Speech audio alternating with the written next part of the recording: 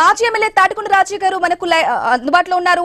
తాటికొండ రాజయ్య గారు నమస్కారం అండి, గుడ్ మార్నింగ్. ఇక ఫిరాయింపు ఆరోపణలు ఎదుర్కొన్న మొత్తం 10 మంది, ఇప్పటి వరకు 8 మంది, ఇప్పుడు తాటికొండ రాజయ్య అలాగే దానం నాగేందర్ తో బిగ్ రిలీఫ్ అయితే దక్కింది. మీ అభిప్రాయం ఏంటి రాజయ్య గారు?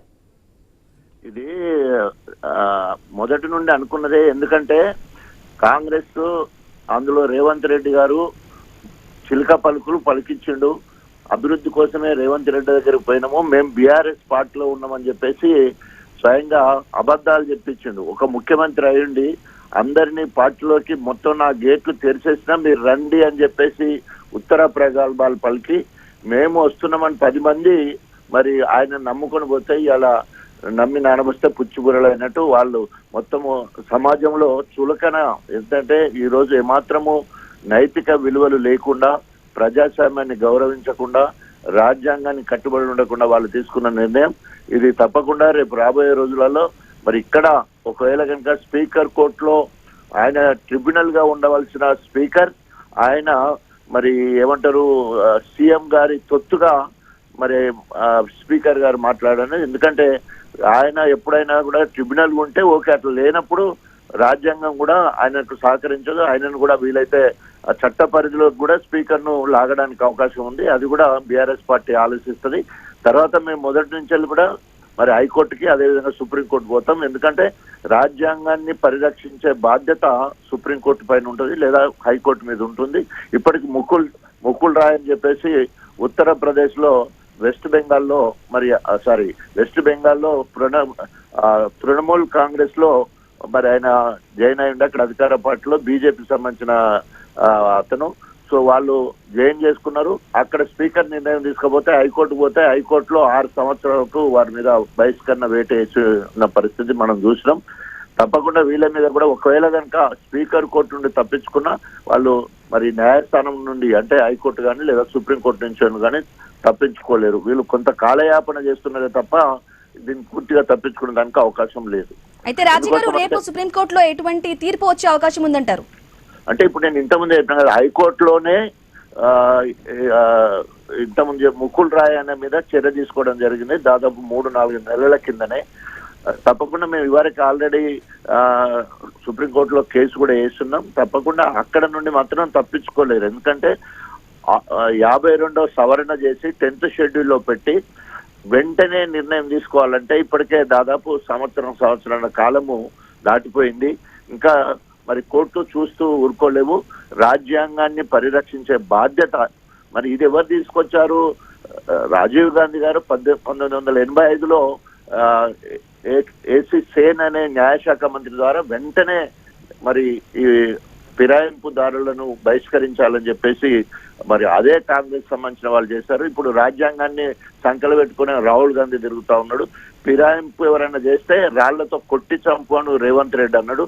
స్వయంగా కడియం శ్రేయ్ కానీ మరి కడియం శ్రేయ్ స్వయంగా నేనే మరి రేవంత్ పిలుపు మేరకు కాంగ్రెస్ లో జాయిన్ అని చెప్పడం జరిగింది. అదేవిధంగా దీపాదాస్ మున్షి ఆహ్వానం మేరకు పార్టీలో జాయిన్ అవ్వడం కూడా జరిగింది.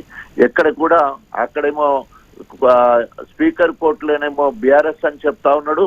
ఇక్కడ గణపురం నియోజకవర్గం బయటకు వస్తే నేను కాంగ్రెస్ అని చెప్పే అంత 2 నాలుక ధోరణి తప్పకుండా ప్రజలందరూ గమనిస్తా ఉన్నారు. ఇంకా పరాకాష్ట ఏంటంటే ఇది అంతా కూడా ఏమంటారు ఏఐ సృష్టి అని చెప్పడం, ఆర్టిఫిషియల్ ఇంటెలిజెన్స్ సృష్టి. నేను ఎవరిని కలవలేదని నిస్సిగ్గుగా కడియం మాట్లాడడం. మరి ఆయన స్థితి ఆయన పరిస్థితి ఏందో తేలిపోయింది. ఎంత తప్పించుకున్నా ఓన్లీ స్పీకర్ దగ్గర నుంచి వెళ్ళి కాంగ్రెస్ పార్టీ సీఎం గారి దగ్గర నుంచి వెళ్ళి ఫిరాయింపును తప్పించుకున్నా రేపు తప్పకుండా కోర్టులో తప్పకుండా వాళ్ళకి చుక్కెదురైతే తప్పకుండా వారి మీద 6 సంవత్సరాల బహిష్కరణ ఏర్పడుద్ది. రాజయ్య గారు 10 మంది మొత్తం ఎమ్మెల్యేలలో 8 మందికి అయితే ఇప్పటికే తీర్పు అయితే అయిపోయింది. మరి కేవలం 2 మాత్రమే మిగిలారు. 2ని కూడా పెండింగ్ లో పెట్టారు ఇన్ని రోజులు, సాంకేతికంగా వారు దొరికిపోయారని చెప్పేసి. ఈ నేపథ్యంలోనే వాళ్ళకు ఒక భారీ రిలీఫ్ దక్కింది. మరి ఈ రిలీఫ్ తో వాళ్ళు అంటే మళ్ళీ అంటే అంతకుముందే దానం కూడా మాట్లాడారు, కామెంట్స్ కూడా నాపై వేటు వేసినా కూడా నేను మళ్ళీ రాజకీయాల్లోకి వెళ్తానని కూడా చెప్పారు. ఆ విధంగానే కడియం శ్రీహరి కూడా ఉన్నారు. ఈ బిగ్ రిలీఫ్ వల్ల వాళ్ళు మళ్ళీ అంటే బీఆర్ఎస్ నుంచి గట్టిగా మీరు ఇంతవరకు పోటీ అంటే చెప్పారు ఖచ్చితంగా వేటు వేయాల్సిందే వారి మధ్య. ఈ నేపథ్యంలో ఇటువంటి రిలీఫ్ గా వాళ్ళకు వచ్చి స్పీకర్ తీర్పు ఈ విధమైన జడ్జిమెంట్ డే వచ్చినప్పుడు ఏ విధంగా చూడాలంటారు రాజయ్య గారు?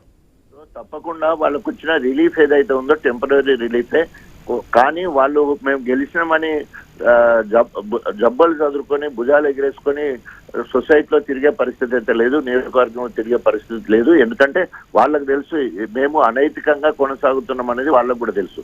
ఎప్పుడన్నా 2/3 మెజారిటీ ఎమ్మెల్యేలు కనుక పార్టీ ఒక గ్రూప్ గా ఏర్పడి వాళ్ళు పార్టీ మారేది ఉంటే వాళ్ళ మీద అదే చట్టము వాళ్ళకు కవరింగ్ ఉంది, అంటే రాజ్యాంగ కవరింగ్ వాళ్ళకు ఉంది, ప్రొటెక్షన్ వాళ్ళకు ఉంది. కానీ వీరు ఓన్లీ 10 మందే ఉన్నారు కాబట్టి 25 మంది బీఆర్ఎస్ ఎమ్మెల్యేలు పోయేది ఉంటే అది వేరే తిరుగుండు. కానీ ఓన్లీ 10 మంది పోయింది కాబట్టి తప్పకుండా వాళ్లకు రేపు కోర్టులో తప్పకుండా బహిష్కరణ పెట్టి తప్పదు. అయినా ఇప్పటికైనా వారికి ఏమైనా నైతిక విలువలు ఉంటే ఇప్పటికైనా వాళ్ళు రాజీనామా చేస్తే కనీసం సమాజంలో తిరగడానికి అవకాశం ఉంటుంది. ఇది ఎక్స్పెక్ట్ చేసిన తీర్పే ఈ రోజు వెలువడింది. ఓకే రాజయ్య గారు, అలాగే ఇక తెలంగాణ రాజకీయాలపై ఒక ప్రభావం అయితే చూపించే అవకాశం ఉందా ఫిరాయింపు ఎమ్మెల్యేలపై క్లీన్ చిట్ రావడం? క్లీన్ చిట్ అనదు దాన్ని. ఎందుకోసం అంటే వాళ్ళు చేసిన తప్పు తీర్పులు రకరకాలు వస్తాయి. అందుకనే జిల్లా కోర్టు, హైకోర్టు, సుప్రీంకోర్టు అని ఇట్లా ఉంటది. ఎప్పుడైనా కూడా మనం పై కోర్టులకి అప్పీల్ చేసుకునే దానికి అవకాశం వచ్చింది. వాళ్ళు నైతికంగా గ్రామాలలో తిరగలేరు. ఎందుకంటే అక్కడ గెలిపించింది బీఆర్ఎస్ కార్యకర్తలు, నాయకులు గెలిపించడం జరిగింది. కేసీఆర్ గారు బీఫామ్ ఇవ్వడం జరిగింది, కేసీఆర్ గారు వచ్చి ప్రచారం చేయడం జరిగింది, కేసీఆర్ పార్టీ ఫండ్ ఇవ్వడం జరిగింది. సో కాబట్టి గెలిపించిన వాళ్ళందరూ కూడా మరి బీఆర్ఎస్ వాళ్ళు అయినప్పుడు ఇక్కడ వచ్చి కాంగ్రెస్ అని చెప్పినప్పుడు ప్రతి ఊర్లో తిరగబడే రోజులు దగ్గర పడ్డాయి.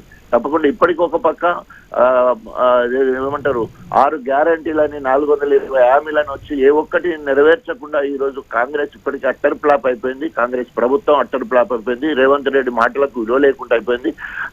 డిస్ట్రిక్ట్ రెడ్డిగా మిగిలిపోయాడు. రేవంత్ రెడ్డి కాకుండా డిస్ట్రిక్ట్ రెడ్డిగా ఆయన మిగిలిపోయాడు. ప్రతిదీ నాశనం చేసుడు, కూలగొట్టుడు, పగులగొట్టుడు, తర్వాత ఈ విధ్వంసకర చర్యల్లో ఆయన దిట్ట రేవంత్ రెడ్డి. ఇప్పటికే ఆయన మీద 89 క్రిమినల్ కేసెస్ ఉన్నాయి. ఆయన క్రిమినల్ గానే ఆలోచిస్తా ఉన్నాడు. రాజకీయాలు మొత్తం కూడా ఏదేమైనా కూడా ప్రజా తీర్పు నుండి వీళ్ళు తప్పించుకోలేరు. తప్పకుండా రేపు రాబోయే రోజులలో అటు హైకోర్టు కానీ లేదా సుప్రీంకోర్టు కానీ ఏ రకంగా ముందుకు పోవాలని కేసీఆర్ గారి నాయకత్వంలో బీఆర్ఎస్ పార్టీ ముందుకు పోతుంది. రైట్, తాటికొండ రాజయ్య గారు, థ్యాంక్ యూ అండి మీ అభిప్రాయం తెలియజేసినందుకు. ఇక స్వామి మనకు మరిన్ని డీటెయిల్స్ అందిస్తారు. స్వామి చెప్పండి, ఇప్పుడే తాటికొండ రాజయ్య గారు కూడా మాట్లాడారు, మేము తప్పకుండా ఇదైతే క్లీన్ చిట్ అయితే ఇంకా రాలేదు, హైకోర్టుకు వెళ్తాం, సుప్రీంకోర్టుకు వెళ్తాం, ఇది టెంపరరీ రిలీఫ్ అని మాత్రమే చెప్తున్నారు.